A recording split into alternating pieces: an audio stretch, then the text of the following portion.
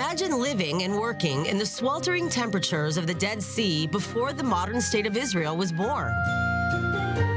Hundreds of Zionists signed up to be the pioneers of one of Palestine's first exportable industries called potash.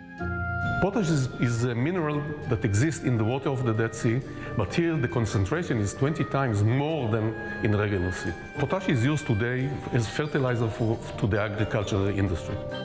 Without potash, I think that there might be a shortage of food in the world.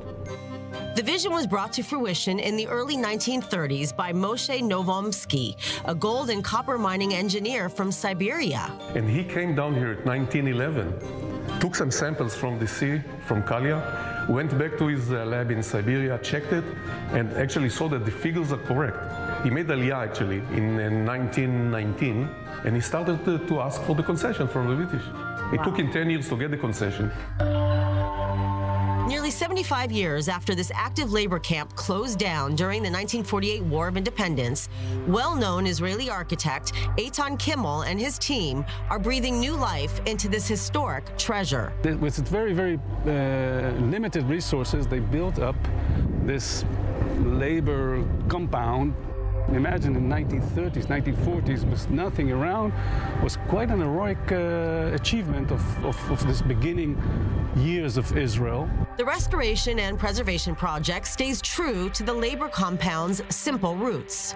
First of all, it's a very modest architecture. It has to be modest. What they did is what we call today sustainable architecture, because they didn't have, air conditioning. They didn't have all kinds of isolation methods. Every window has sort of a hangover that doesn't allow the sun to come in. The way they use the small winds that you have here to cool the buildings at nighttime. What is nice is to see this water tower, for one, which was the water tower of this compound. And you see behind it, you see the watchtower, which was really used at times by the Haganah to protect. The water tower and other parts of the new visitor center are reconstructed with original materials such as wood and galvanized metal roofs. As you see in the background, small buildings, but they are connected with glass connections, which are modern, which are our addition to the history. And together, this so-called old and new makes this project. Similarly, parts of the dining hall have been kept in its original form, including these heavy doors to the food storage room. They used to buy the fresh food, like vegetables and fruits and stuff like that, from the other side of the sea, from a Jordanian farm called Asafi. All the other items used to come from Jerusalem and have been brought down here with ships. The sailing itself was, at the best case, 8 hours.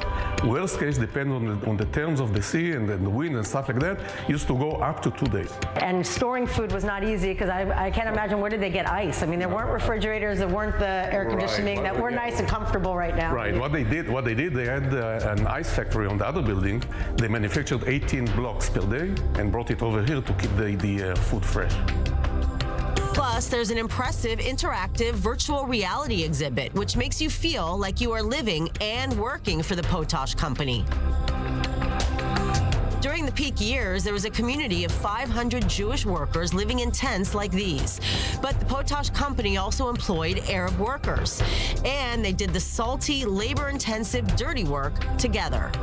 They used to put the water in a pool, let the sun evaporate the water, what's left down, called carmelite. Carmelite is a crystal that contains the potash, or the potassium inside. They harvest actually the carmelite from the water, send it over to the factory, and take out the potash. They used to send it via ships to Kalia, put it on trucks, take it over to Jerusalem to the train, in Jerusalem the train station, and send it over to Haifa, and then it was shipped all over the world. I have no doubt that if this place wouldn't have been established in the 30s, this area of the Dead Sea would not be part of Israel today. Palestine Potash Limited was nationalized in 1948 with the creation of the State of Israel and renamed Dead Sea Works. And this site is still to this day the heart and soul of Israel's potash industry. Because this place was established here, there was an interest to preserve it. The few settlements which were built here made a living. There was an amazing cooperation between Jews and Arabs, almost without any confrontations.